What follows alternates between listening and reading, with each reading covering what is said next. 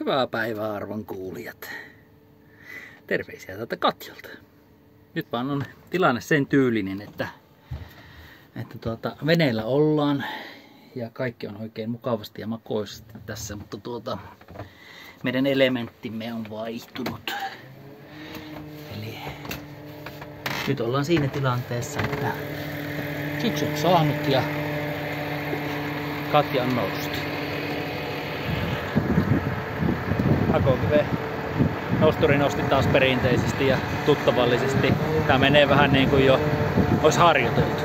Ei mene pitkään kun toi Katja on pinnalla tai tuossa maalla. Ja otettiin Tatun kanssa nostut yhteen putkeen. Katja nostettiin ensiksi ja sieltä on nousemassa Tatun paattiin. Näin.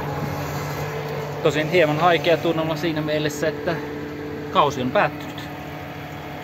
Tätä hommaa taas jatketaan sitten tuolla aalloilla ensi keväänä, jos luoja ja ahti suo. Mut joo, tää on ihan hyvä hetki nyt nostaa.